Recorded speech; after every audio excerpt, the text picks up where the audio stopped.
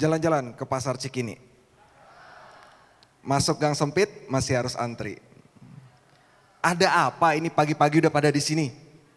Pastinya mau hadir di Fortune Indonesia Summit 2023. Tepuk tangan yang meriah buat Fortune Indonesia Summit kali ini.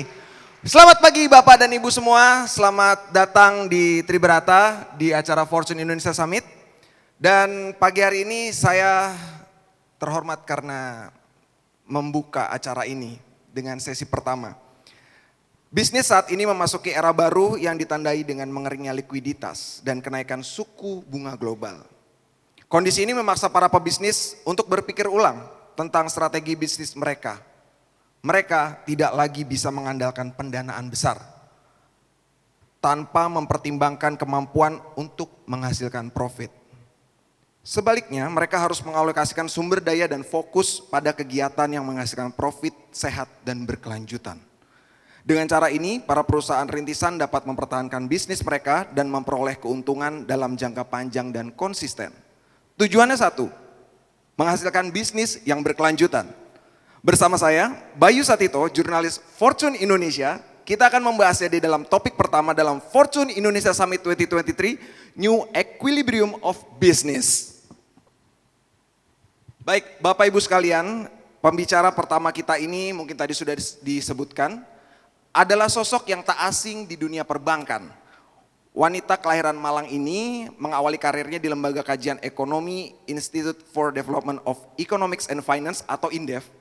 Dan ia juga sempat duduk sebagai komisaris independen di dua bank BUMN, BRI dan Mandiri, dalam rentang waktu 2005 sampai 2017. Selanjutnya, yang terbaru sejak tahun lalu, dia kembali ditunjuk sebagai komisaris utama dari Alobank. Langsung saja, mari kita sambut Ibu Afiliani, ekonom senior INDEF. Kami persilahkan.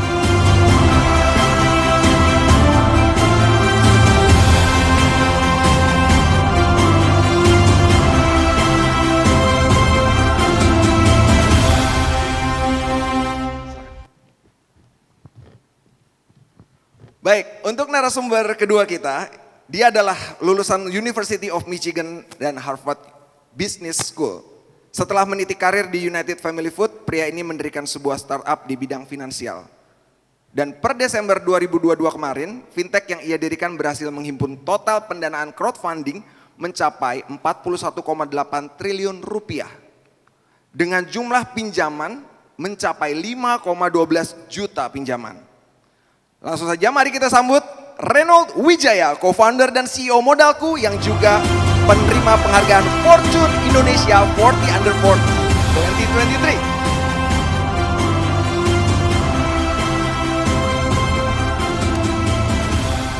2023. Baik, kita akan mulai saja sesinya.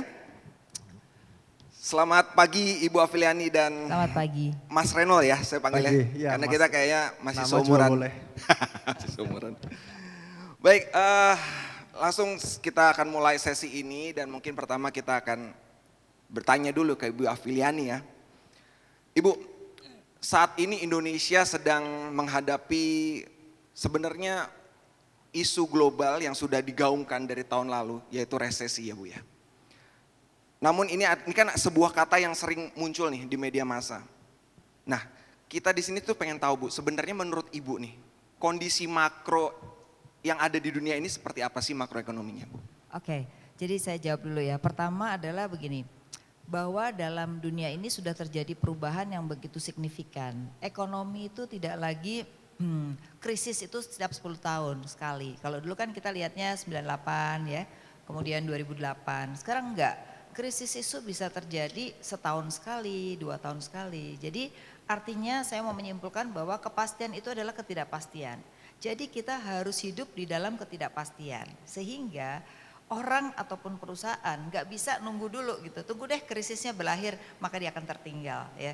Jadi yang harus dilakukan sekarang perubahan dengan krisis yang semakin sering, maka kita harus selalu inovasi ya.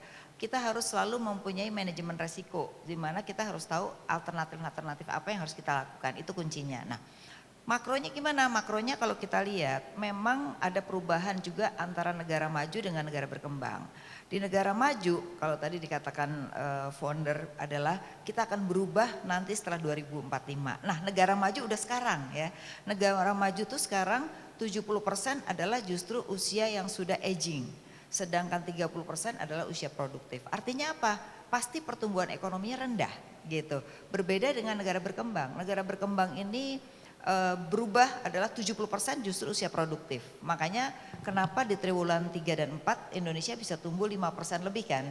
Karena memang 55% dari PDB Indonesia itu dikontribusi oleh konsumsi masyarakat. Jadi makanya kenapa Pak Jokowi bilang kan, ya nabung boleh, tapi jangan nabung semua dong. Harus sebagian dikonsumsi gitu ya. Itu artinya apa? Kalau masyarakat konsumsinya normal, maka ekonomi tidak akan krisis gitu. Itu kuncinya ya.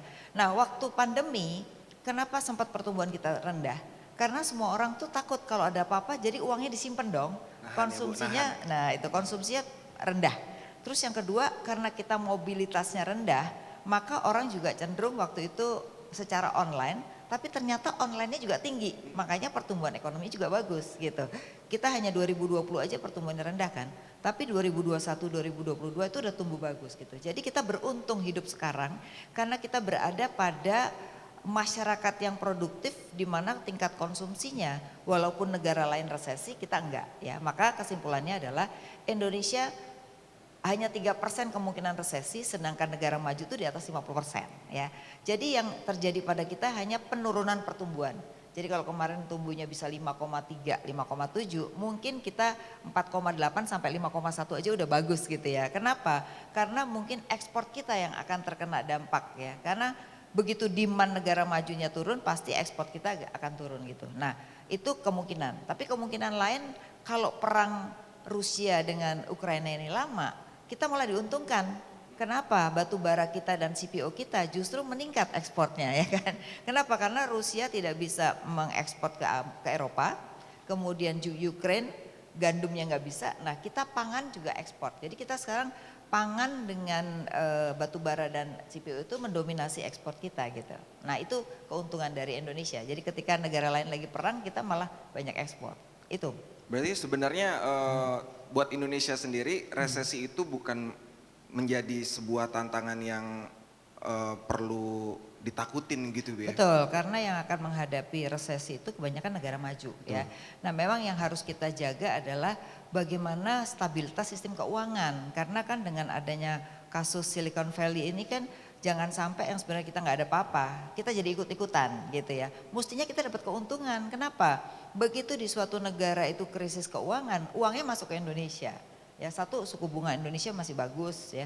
Yang kedua kalau kita lihat penjagaan OJK terhadap sistem sektor keuangan tuh jauh lebih bagus dibandingkan negara-negara di negara maju gitu. Yang terutama di lokalnya ya. Nah ini juga artinya bahwa kita tuh beruntung dengan kasus 98 maka pengawasan kita jauh lebih baik ya. Kan ngalamin juga ya di sektor keuangan itu sih. Berarti yang harus saat ini menjadi tantangan yang harus kita waspadai sendiri itu apa Bu? Oke, satu dari sisi masyarakatnya dulu ya. Dari sisi masyarakatnya sebenarnya jadi gini, kalau persepsi kita itu baik dan kita melakukan kontribusi terhadap konsumsi dan investasi yang seimbang, maka krisis itu nggak ada. Jadi ini tergantung masyarakatnya juga. Karena kalau masyarakatnya itu persepsinya buruk, bahaya gitu. Jadi hidup dengan persepsi. Ya. Nah yang kedua adalah sistem keuangan kita sekarang sudah dijaga dengan baik, apalagi dengan Undang-Undang P2SK itu ada perubahan-perubahan LPS misalnya, tidak hanya menjaga dana masyarakat tapi juga sebagai nanti resolusi. Jadi resolusi itu ibaratnya kalau ada bank bermasalah dia dibolehkan untuk membantu. Nah ini adalah juga menjaga stabilitas sistem keuangan kita. Ya jadi itu juga menambah keyakinan kita ya. Nah buat pengusaha nih yang paling penting ya, kenapa? Pengusaha ini kalau kita lihat menariknya adalah ternyata sebagian besar itu masih bisa survive gitu. Itu kan suatu hal yang bagus. Nah kenapa? Karena ternyata banyak pengusaha itu yang mulai inovasi, kemudian mereka juga mulai berekosistem. Jadi perusahaan itu perlu sekarang tidak eranya lagi bersaing. Era sekarang adalah berekosistem, era berkolaborasi untuk win-win solution. Jadi kalau kita masih berpikir bersaing, dia bakalan kalah gitu. Itu juga satu hal yang perlu dilakukan oleh pelaku Indonesia, pelaku usaha. Nah, berarti buat Fortune people semua yang ada di sini nggak usah khawatir. Kalau Bu Afiliani aja udah ngomong seperti ini, harusnya kita semua tenang-tenang aja. Tapi tetap waspada Bu ya, tetap hati-hati dan jangan jor-joran juga gitu Bu ya. Betul. Jadi yang penting adalah cash flow. Oh. Jadi bagaimana menjaga cash flow? Karena perusahaan di Indonesia ini kadang-kadang gini, kalau lagi untung banyak, dia invest gede-gedean sampai dia lupa terhadap cash flow. Jadi modal kerja tuh penting. Kasus di Silicon Valley ini kan mismatch sebenarnya karena dia nggak punya modal kerja yang cukup untuk mengalihkan dana gitu. Nah ini perlu di Indonesia. Oke, ya udah kita langsung aja kalau gitu ke narasumber kita berikutnya buat kita gali lagi seperti apa sih di lapangan gitu ya Mas Reno. Modalku ini kan termasuk startup yang berhasil melewati atau bertahan ya, melewati masa sulit terutama di krisis Covid kemarin ya Mas, pandemi segala macam itu. Nah, apa sih yang dilakukan oleh modalku pada saat itu sampai sejauh mana dampak dari krisis kesehatan yang baru saja kita lalui terhadap perusahaan yang dipimpin? Terima kasih Mas Bayu atas pertanyaannya. Pertama-tama saya cuma mengucapkan terima kasih kepada Fortune Indonesia atas pemilihannya dan terhormat bisa membuka sesi di yang pertama ini pada hari ini. Jadi straight to the question, sebenarnya kalau dilihat sebenarnya kita punya DNA dari awal adalah startup kan. Startup itu dia punya keunggulan utama seharusnya hampir sama dengan semua startup lainnya adalah kita tuh harus maximize kita punya agility gitu kan. Dimana kita itu kayak kapal kayak jet ski lah, kalau misalnya kayak Bank Mandiri atau tadi yang tempatnya Bu Afiliani kan semuanya kayak kapal tanker gitu ya, semuanya gede, stabil. Kalau kita semuanya harus very luas gitu. Dimana pada waktu itu awal-awal pas Covid, untungnya kita tuh punya regional presence. Dalam arti gini, kalau kita ingat waktu Covid awal-awal, Indonesia tuh lumayan meremehkan Covid. Kirain ini cuma berapa bulan beres gitu kan. Tetapi karena kita ada regional presence, kita tahu, kok ternyata di tempat lain lumayan dahsyat nih. Waktu itu belum nyampe ke Indonesia nih Covid-nya kan. Dan pada saat itu, apalagi karena Singapura sangat dekat dengan China. China juga sudah ekstrim, beberapa negara juga udah mulai ketat. Waduh kita harus cepat-cepat make action nih. Nah itulah yang bikin kita lumayan beruntung to be very honest gitu loh. Dimana pada saat itu kita lihat wah ini kayaknya nggak segampang itu deh, kita kayak mau bikin drastic action gitu. Jadi di saat itu yang kita lakukan adalah kita harus segera assess ulang kita punya portfolio gitu. Nah di modalku untungnya itu hampir semua loan kita tuh short term. Karena semua short term kita bisa tarik secepat mungkin. Jadi yang kita lakukan adalah kita tarik sebanyak yang kita bisa supaya ada modalnya dulu. Karena kita pada waktu itu kita salah sedikit dari orang-orang yang menganggap kayaknya Covid bakal hebat nih. Kita coba amankan dulu uangnya kita supaya nanti kalau misalnya ada krisis uangnya ini kita bisa pakai daripada kalau kita nggak lakukan itu nanti nggak ada uang gitu kan. Jadi kita tarik semua uangnya langsung kita assess ulang mana sih industri-industri kelihatannya bakal kena. Contohnya pariwisata, itu kan kena sekali ya, perhotelan. Bukan bisnis yang jelek, cuman sangat kena di saat Covid. Nah, jadi kita assess ulang, kita punya credit assessment, di mana kalau misalnya masuk industri-industri seperti itu, kita harus stop. Kecuali terpaksa banget gitu loh, kalau enggak kita harus segera stop. Jadi tarik semua, stop, dan di saat yang itu kita tuh sebenarnya lagi tengah-tengah fundraising. Oh iya, saya juga, kenapa kita waktu itu sedikit ekstrim? Karena kita lagi tengah-tengah fundraising, tiba-tiba batal gara-gara Covid gitu kan. Pada waktu itu ya, di awal 2020, padahal sudah mau sign semuanya. Waktu itu kita sudah mau kira-kira lumayan sih, waktu itu kira-kira $30 juta lah yang kita sudah mau sign, tiba-tiba batal gitu kan. Waduh, batal, Covid, ya tarik. Ya udah kita langsung segera lakukan efisiensi juga. Jadi kita salah satu yang pertama juga, tapi kita lakukan juga banyak, mungkin 15%-an aja, jadi nggak heboh gitu loh. Nah 15%-an dan di paling pertama, jadi nggak ada yang tahu juga gitu loh. Salah satu yang kenal kita paling pertama adalah supaya kita bilang ke mereka, sorry kita harus let you go di awal-awal supaya kamu masih ada kesempatan cari kerja di tempat lain, karena waktu itu masih banyak perusahaan lain yang masih hire. Nah itulah saatnya, itulah kenapa kita bisa bertahan awal mulanya. Nah sejak itu supaya mengirit waktu, fast forward 3 tahun dengan mentality supaya kita bisa selalu agile, selalu micro pivot. Tentu seiring berjalannya waktu kita mulai pelan-pelan rilis yang bisa sudah mulai pulih. Dan sebaliknya juga ada industri yang sangat hebat di COVID, tetapi sekarang sudah melempem. Nah itu juga dibalik gitu loh. Jadi kira-kira seperti itulah kenapa kita bisa bertahan gitu. Oke.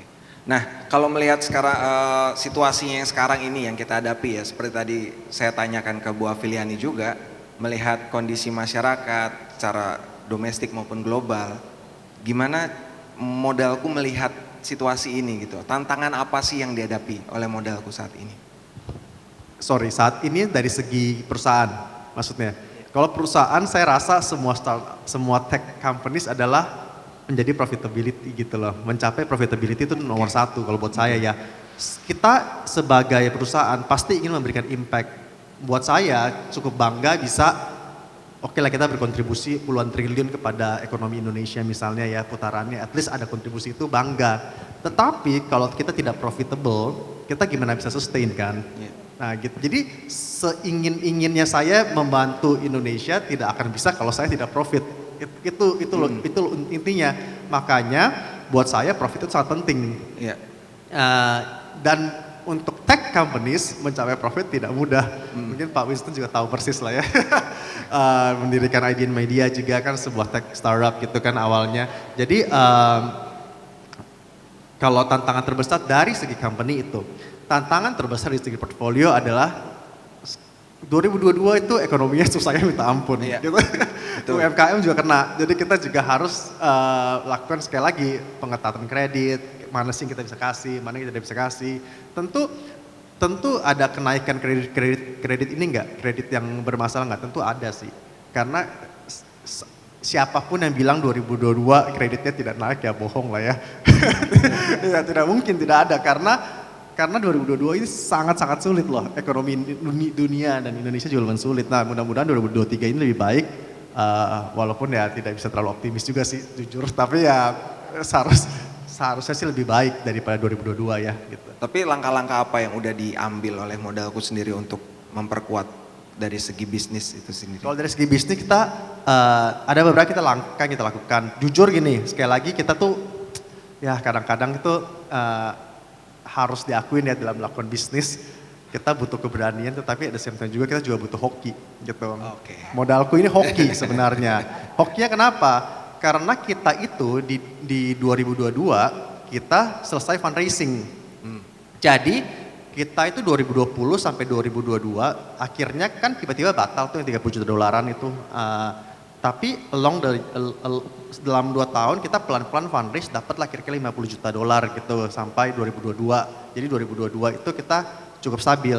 Di 2022 awal kita fundraise, di saat itu kita juga sudah announce kita mendapatkan 145 juta dolar pada waktu itu. Jadi dan waktu itu dari SoftBank Vision Fund gitu. Nah, jadi di awal 2022 kita tiba-tiba diguyur nih hampir 3 triliun, lumayan dong cash lagi kan. Buat kita do expansion gitu kan. Nah, 2 minggu, 3 minggu setelahnya perang. Oke. Nah, perang semuanya stop langsung kan. Jadi kita tuh salah satu perusahaan terakhir yang dapat sebelum tiba-tiba boom gitu loh. Nah, karena hoki ini kita jadi sadar, wah gila kita hoki banget ya. Jadi kita harus menggunakan uang ini dengan sebaik-baiknya. Jadi yang kita lakukan adalah pertama kita itu kita kita invest di bank indeks sebagai minority shareholder. Jadi kita sekarang minority shareholder di bank supaya punya rumah ya. Maksudnya account kita ada rumahnya gitu loh. Jadi kita pengen ada sedikit ini di bank. Kita juga akuisisi multi-finance. Kalau multi-finance kita 100%. Kita juga akuisisi perusahaan di Singapura, Cardap. Itu untuk payment B2B. Jadi kita mau memperbesar kita punya ekosistem. Tidak cuma lending tetapi juga payment. Maka kita fokus di B2B, dan kita fokusnya di B2B ya, karena kita selalu di B2B. B2B payment itu di Asia Tenggara, juga kita expand ke Vietnam, kira-kira itu kita lakukan dari segi bisnis. Jadi investasi di bank, akuisisi multi-finance, regional expansion di Vietnam, Makassar, lalu akuisisi Cardap, a payment company di Singapura. Lalu seiring berjalannya waktu kita bagaimana bisa integrasi semua lini bisnis ini integrasi dengan baik, dan juga sekali lagi apa yang kita lakukan itu harus selalu bukan modular, sorry. Selalu very agile ya, karena keadaan sekarang sama 6 bulan lalu berbeda loh. Saya bisa bilang sekarang saya lebih optimistik. Kalau kuartal 3, kuartal 4 2022 saya agak pesimistik sebenarnya gitu. Jadi itu yang kita harus rubah-rubah, harus dengan cepat itu kita kita harus act secara sangat agile gitu loh di dalam ekosistem kita gitu. Berarti dari segi perusahaan sendiri modalku udah cukup, udah lebih siap lah ya daripada sebelum untuk menghadapi ini semua ya. Cukup karena ya saya bilang tadi itu karena hoki. Siap. Iya gitu. Oke. Bu Afiliani, kalau sekarang kita tadi udah mendengar dari Mas Renol ya bagaimana kondisi perusahaan yang dijalaninya dengan sektor yang dijalani saat ini. Menurut Bu Afiliani, ke depan sektor apa sih yang kira-kira yang masih menarik nih, yang menarik dan juga sektor mana juga yang mesti hati-hati karena mengalami perlambatan? Bagaimana Bu? Sebenarnya kalau kita lihat hampir semua sektor di tahun 2022 itu mengalami pertumbuhan. Nah yang paling tinggi itu adalah pergudangan dengan transportasi. Jadi karena waktu itu kan pandemi jadi sistem dengan cara online tuh jadi tumbuh tinggi ya. Kemudian yang kedua sektor kesehatan juga tumbuh baik karena sekarang ada pola yang berubah dari masyarakat kita. Kalau dulu orang sakit baru ke klinik, ke rumah sakit, sekarang tuh orang menjaga kesehatan. Jadi akan ada tren baru di sisi kesehatan, bukan hanya rumah sakit tapi nanti akan banyak orang bikin rumah sehat ya. Itu cenderung. Nah yang ketiga retail udah mulai tumbuh ya. Retail kita ini udah mulai hampir normal sebenarnya. Nah itu menunjukkan hal yang baik karena retail itu adalah menunjukkan orang itu sudah mulai berkonsumsi yang normal ya, normal sudah cukup bagus ya. Kemudian dari sisi sektor pertambangan tahun lalu cukup tinggi ya karena harga komoditasnya cukup tinggi ya. Nah kemungkinan di triwulan 2 atau semester 1 akhir itu kecenderung harga akan mulai turun lagi. Kenapa? Karena negara seperti Eropa sudah mulai mendapat supply dari negara lain. Jadi harga sudah mulai akan normal ya. Nah ini mudah-mudahan juga bagus buat kita. Kenapa? Supaya harga BBM kita nggak naik lagi. Karena BBM tahun lalu kan kita disubsidi ya kan. Nah tahun ini subsidinya tuh akan berkurang. Nah kalau naik lagi berbahaya buat inflasi sebenarnya. Jadi ini akan normal ya. Lalu apa? Sekarang orang main di sektor pangan ya. Jadi sekarang banyak konglomerat yang tadinya sudah kemana-mana sekarang kembali ke sektor pangan. Kenapa? Karena pangan ini akan menjadi krisis dunia sehingga Indonesia harus back to basic untuk justru menjadi eksportir pangan ya, itu juga masih bagus. Lalu tadi pariwisata, makanan minuman tuh sekarang udah mulai tumbuh ya. Dulu paling kena duluan kan sebenarnya, tapi sekarang daerah-daerah yang mampu untuk mengembangkan pariwisata itu sekarang justru hidupnya lebih bagus karena dia akan menghidupi 17 sektor di bawahnya gitu. Itu juga tumbuh bagus. Nah yang masih stuck itu adalah properti sebenarnya ya. Properti untuk yang 2 miliar ke bawah itu bagus, tapi untuk 2 miliar ke atas itu masih belum tumbuh secara baik karena orang melihatnya gini, investasi saya yang ada aja belum bisa disewain, ngapain beli baru gitu. Jadi ini masih butuh waktu kalau properti ya. Tapi 2M ke bawah udah tumbuh cukup bagus ya. Kemudian berikutnya adalah kalau kita lihat sektor dari sisi gas, air, listrik ya, itu cenderung kan infrastruktur mulai tumbuh lagi. Jadi tahun ini pemerintah akan kontribusi juga untuk infrastruktur ya, terutama satu IKN ya, kemudian infrastruktur lain juga berkembang, terutama BTS karena kan dianggap digitalisasi ini perlu penambahan infrastruktur yang signifikan gitu ya. Itu sih. Jadi hampir semua sektor sebenarnya punya kontribusi terhadap pertumbuhan. Kalau tadi kan Ibu bilang soal online juga ya, ketika awal-awal pandemi lumayan gencar, tinggi, makanya dia bisa cukup berkontribusi gitu loh Bu untuk kemajuan dan pertumbuhan ekonomi. Ke depan itu teknologi bagaimana Bu? Oke. Nah jadi gini, digitalisasi ini juga harus kita lihat. Ada barang-barang yang memang terus berkembang di dalam e-commerce ya. Tapi ada juga barang yang cenderung orang tuh suka offline. Nah ini yang harus dipelajari. Betul. Karena sebagian orang ada yang mulai suka ke toko, nyoba-nyoba baju misalnya gitu-gitu. Jadi memang sebagai pengusaha harus tahu ini apakah hanya online saja atau dua-duanya atau berubah gitu. Karena itu akan berbeda sifat dan penggunaannya gitu. Jadi ini yang harus disadari oleh pengusaha ya. Nah yang kedua adalah memang sekarang di dalam sistem penjualan itu yang saya bilang tadi berkolaborasi, berekosistem. Tadi kalau dengar tadi berkolaborasi ya, nah jadi nggak bisa hidup sendiri. Kenapa? Karena kalau sendiri itu kerjasamanya hanya sebentar-sebentar dan yang namanya customer ke depan itu adalah satu untuk semua. Jadi kalau bisa satu dia punya account pengen udah untuk segalanya gitu. Nah itu yang membuat kenapa ekosistem itu menjadi penting. Tanpa ekosistem perusahaan itu nggak akan sukses ke depan gitu. Nah ini dimulai dari yang kecil-kecil tadi gitu. Nah Ibu kalau melihat fenomena yang terjadi saat ini kan banyak juga nih perusahaan-perusahaan teknologi yang bentuknya juga masih pada startup nih ya. Itu akhirnya terjebak dalam sebuah situasi di mana PHK itu jadi salah satu masalah, jadi fenomena juga nih terakhir-akhir ini. Ibu melihat itu bagaimana Bu? Oke, jadi gini, startup itu kan awalnya itu semua orang bakar duit, bener nggak? Bakar Promosi, duit, bakar iya, duit betul. gitu. Saatnya investor sekarang minta mana labanya, kan gitu ya. Nah makanya tadi dikatakan harus profit, kalau nggak profit investornya narik semua. Nah begitu investornya narik kan susah buat pengusaha-pengusaha startup gitu. Maka yang mereka lakukan sekarang adalah efisiensi. Jadi mereka sudah mulai melakukan efisiensi karena mereka sudah melihat titik keseimbangan mereka tuh ada di mana. Kalau awal itu mereka ketika bakar uang semua orang kan pakai produknya dong. Tapi begitu sudah selesai tidak bakar uang lagi barulah ketahuan mana yang setia mana yang enggak, bener enggak? Nah akibatnya mereka harus efisiensi. Jadi yang sekarang mereka lakukan di startup kebanyakan satu adalah efisiensi, yang kedua berkolaborasi ya. Tapi ada juga sebagian yang akhirnya dijual ya kan, ada P2P dijual ke bank ya, atau P2P-nya beli bank ya kan gitu. Nah itu adalah era berkolaborasi. Jadi itu yang menurut saya kunci penting dalam sukses berusaha adalah berkolaborasi. Karena gini, yang namanya digitalisasi itu biayanya mahal, benar nggak? Investasi di IT itu kan mahal. Jadi kalau semuanya pengen punya sendiri itu akan sulit.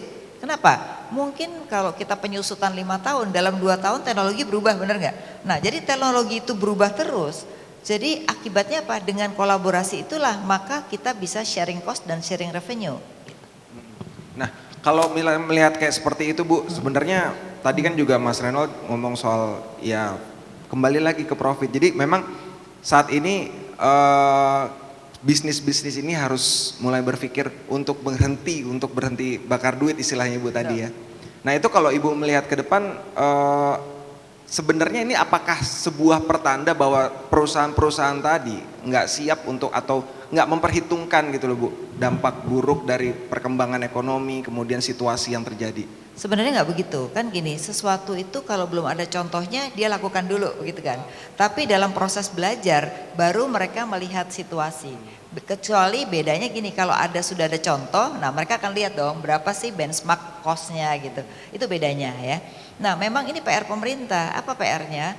Jangan hanya fokus pada digitalisasinya saja, tapi juga harus fokus pada penyerapan tenaga kerja di luar digitalisasi itu sendiri. Karena nanti ke depan itu akan ada perbedaan dalam kebutuhan tenaga kerja gitu. Nah oleh karena itu pentingnya link and match antara pendidikan dengan ketenaga kerjaan supaya bisa mapping ke depan itu butuh tenaga kerja seperti apa spesifikasinya gitu. Kalau sekarang ini kan enggak. Jadi akibatnya banyak angkatan kerja kita tuh setahun 2,5 juta.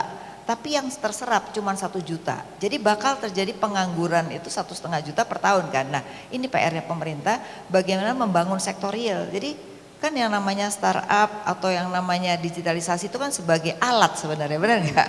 Nah alat itu ada yang digunakan apakah itu jasa ataukah itu barang Nah jadi yang perlu dikembangkan adalah sektor realnya. Jadi misalnya ekspor kita, sekarang kan kita mau bangun mobil listrik sama baterai gitu misalnya. Nah itu penting, kenapa? Karena itu menciptakan lapangan kerja. Jadi harus juga dibangun sektorialnya, bukan hanya digitalisasinya. Karena itu adalah alat. Gitu.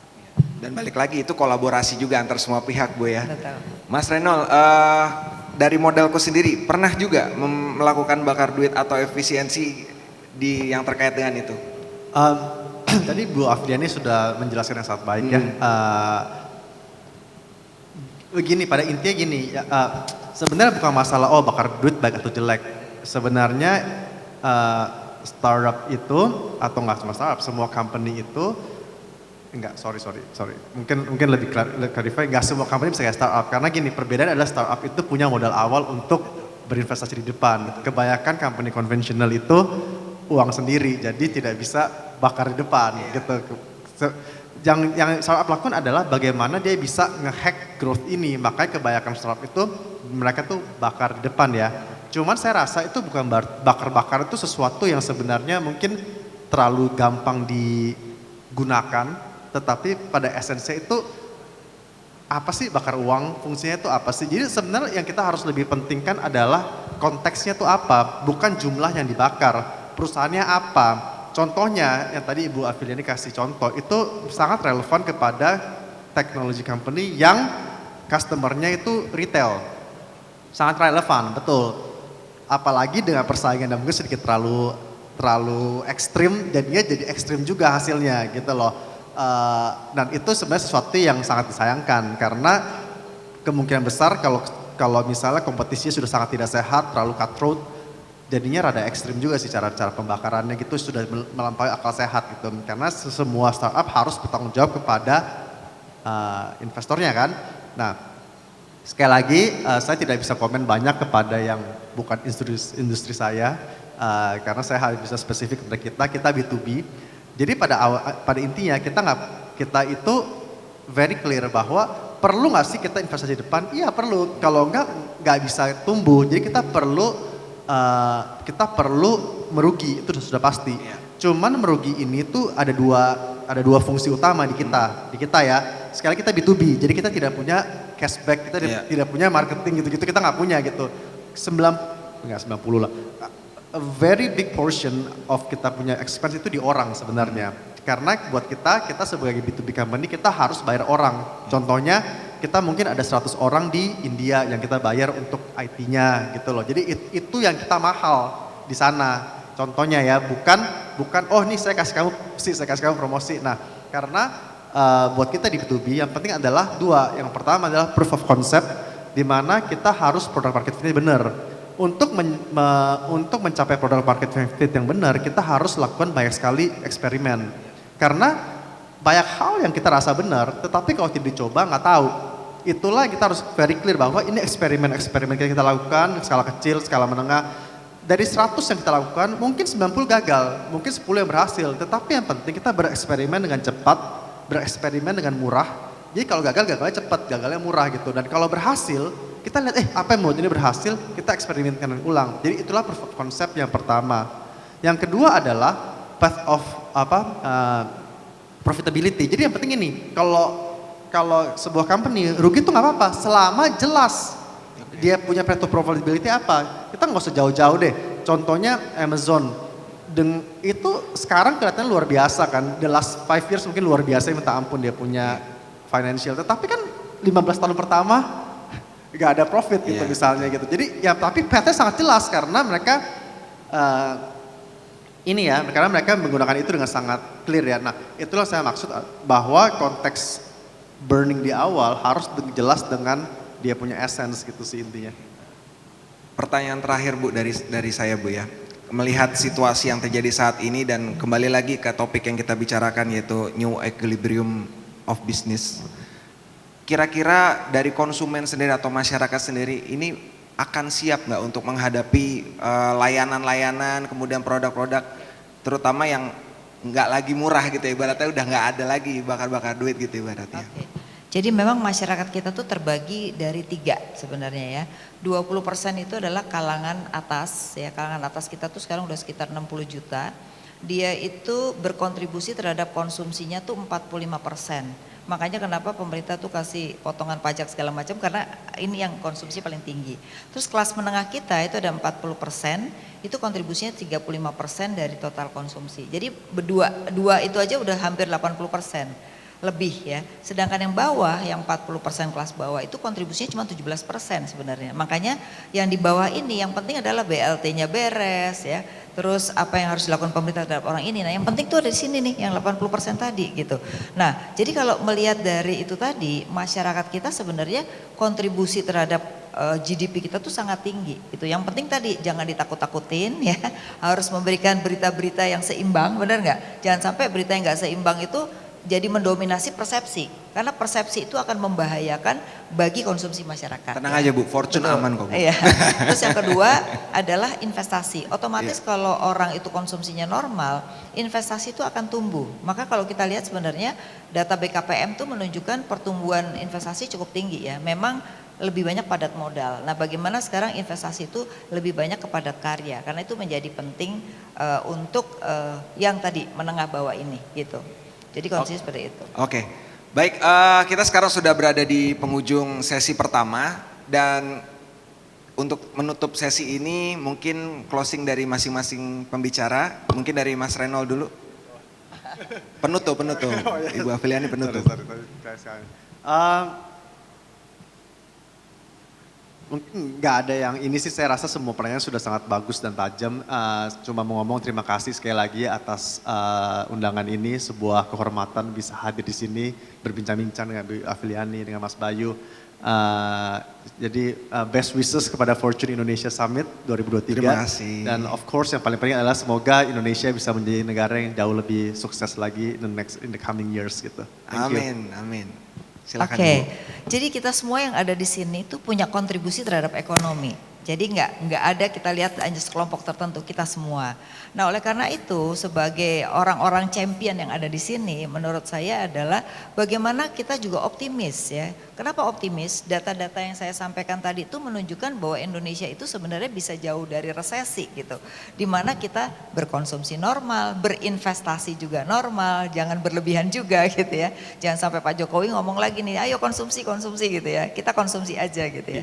Nah, jadi kalau melihat itu prospek 2023 itu cenderung kalaupun hanya sekitar 4,8 sampai 5,1 tuh udah bagus banget gitu.